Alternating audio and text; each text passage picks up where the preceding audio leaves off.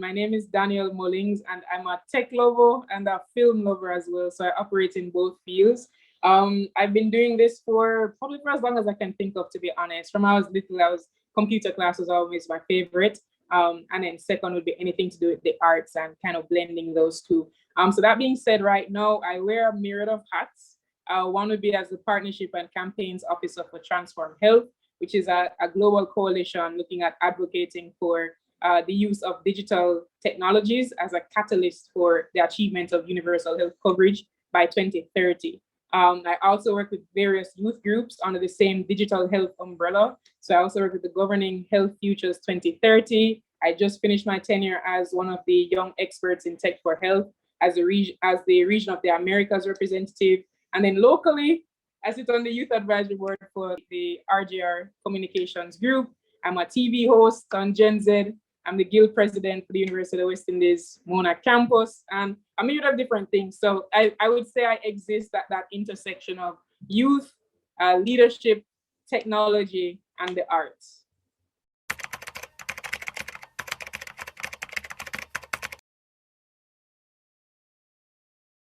I think I am fundamentally driven by a curiosity, one, and it's just a curiosity to say, what are the boundaries and which limits can we push and see the result of? I've always been fascinated, like I said, from I was little, literally from I was young. My parents knew this is a science child. They'd buy me little kits. Science was always my favorite subject. I loved computer class. I would be the teacher, and I would sometimes be in a competition because I'd say, "Sir, you can't teach me this before I learn how to do it." All the Microsoft Word stuff, the Windows Movie Maker, I went in and I was learning on my own. So it's been with me from as little, and it just has been nurtured over the years. I've been a part of Youth Can Do IT or Youth Can Do It, YCDI, various different mentorship programs like that have really continued to grow me. I think I've also benefited a lot and been driven by mentorship. Big up Raquel Seville, another woman in IT who has been an awesome mentor for me. And just helping me to grow in this field. So definitely, I think I'm fundamentally driven by curiosity and to see the impact that technology can have on the world.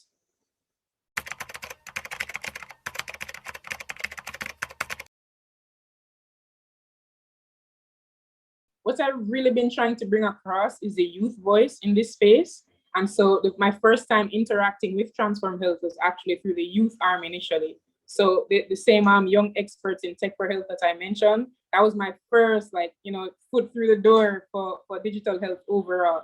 Because prior to that, I would have been only a tech student. That was the first time I'm now hearing about tech for health. And so in that capacity, I would have been in a myriad of different events. One of them that I did last year would have been the Lives in the Balance Summit, which was put on by PMNCH, which is a subsection of WHO. And so I went on after Dr. Tedros. The two of us were the main speakers for the event. And so he would have been giving like a policy perspective or, that high overview, whereas I would have been giving the voice of young people on, that need for ensuring that our healthcare systems are optimized to the best level that they can be. And also ensuring that as we're moving into this realm of revolution or revolutionizing everything around us, including healthcare through technology, we have to ensure that young people are at the table while we're making those discussions, especially here in the Caribbean, where we have such a large youth population. And so it's an important section of the population that has to be a part of the discussions we're having. So I think that's been a big part of my push. I would also say, outside of Transform Health, I was also one of the U Reports or UNICEF's U Reports Jamaica Youth Ambassadors a few years back. And so we would have started working on a mental health chat line, which has now come to fruition and just launched this year, last week or the week before. So that's something that young people out here in Jamaica have access to. So big up UNICEF as well. But yeah, definitely, I think through the position, it's a partnership and campaigns officer, which means I'm pulling many people together. So there are many different levels of it. It's kind of amazing sometimes to even look at the types of organizations we work with, where you have the WHO, you have USAID, you have many of the big digital tech or just advocacy companies or organizations across the globe. I also work a lot in setting up the national coalitions. So we're setting up national coalitions in Indonesia, in Kenya, Ecuador, And we have 2 more coming on later this year in India and other countries. So again, ensuring that there's that level of policy and advocacy that's driven at a local level to influence local and national governments from that regard. So a whole lot of work. And I just kind of fleet between them and enjoy what I'm doing. So yes.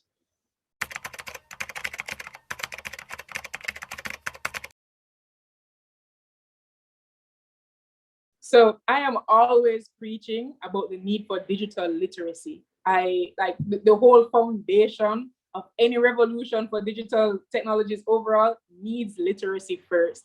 And of course, you're going to speak to that from the typical or traditional perspective of, reading and writing and so forth, or even mathematical literacy, right? But after that layer, it's okay, are persons aware of the different devices that you can use? So computer classes, do I know what a tablet can do? Do I know what the computer can do? Because I found that at the start of the COVID-19 pandemic, I was working with an organization to actually teach teachers how to use, devices, how to use the laptop, and how to use Zoom and online streaming platforms to teach, since everything just suddenly went online.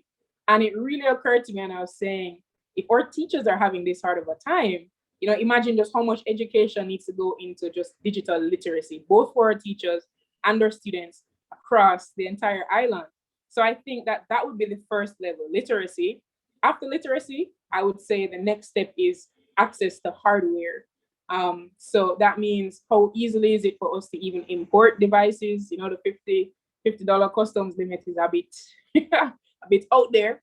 I think that could be increased, especially if you're importing devices for educational use. And so literacy, then access to hardware, and then access to Wi-Fi and connectivity. So after I have these devices, am I able to connect to the internet? Is the price of internet connectivity even accessible for me? And I think after those 3 first steps are there, so the literacy, hardware, and connectivity, then we can start to look at a society that will actually be progressive in this regard.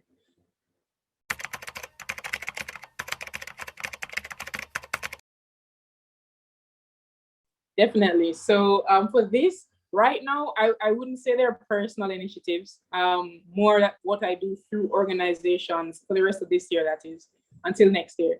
Because now my tenure as guild president for this university would be ending. Right now, actually, I'm about to do a laptop giveaway, again, aimed at those 3 steps I told you about: literacy, hardware, and connectivity. I've done some work in literacy as well as my own personal initiatives here on campus in terms of teaching students just what can be done in the digital space and those different events that I may do as a youth representative in the international space. And so at the hardware level, I always try to give back. So I gave away like 3 last year by raising funds and giving it to students who are in need of devices. I'm doing that again in the next month or so on for about 7 students from the 7 different faculties here at the university. And then after that, I'm also interested in publishing more.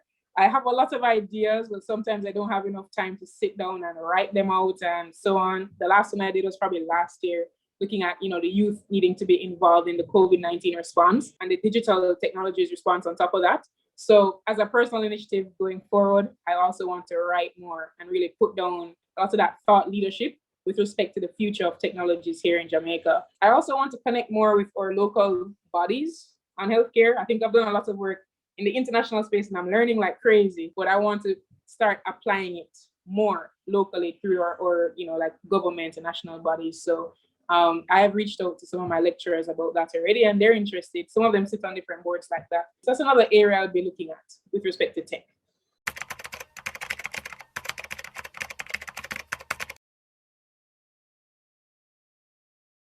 I think being a woman in tech is absolutely amazing. I think it's exciting and thrilling. Of course, you know that we sometimes we may be doubted initially, but I think once you prove yourself and you show that you deserve to be in this space equally as anyone else is, then it's a bit more smooth sailing at that point. So right now, I don't even focus necessarily on being a woman in tech. I just focus on being a person in tech.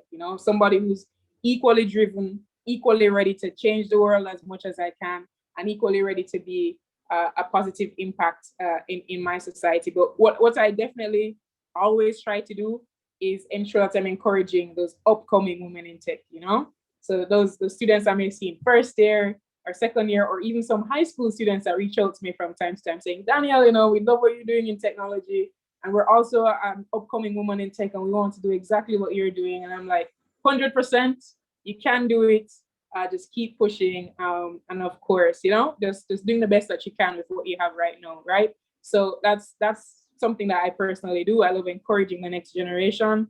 I believe as you go up the ladder, you know, you have to send it back down for somebody else, even if you're not fully up the ladder as yet, right? Because I'm just leaving university. But definitely, yeah.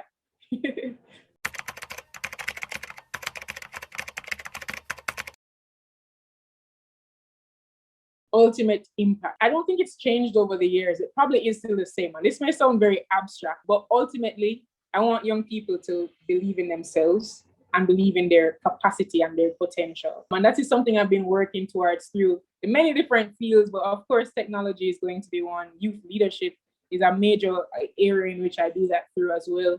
But I want persons to look on and see what I've done and think I can do it too, you know, and I can be a difference as well in those spaces that I enter. I don't have to be small for whatever reason. In many other spaces I'm in, I'm usually probably the only woman, the only Black person, the only person from the Caribbean, the only this, like it just keeps going only, only, only, only. And it was interesting because at first it was like, you know, when you first notice it, you're like, okay, I really am ticking all of these minority boxes, if you will. You know, I think after a while, it's like, oh, it's pretty cool, actually, that I can be this. And I can be the first person in these spaces to then start opening that door for more persons to come behind me as well. So ultimately, I think the impact I want to have in my life is reminding persons that they can do it too, anything they put their mind to.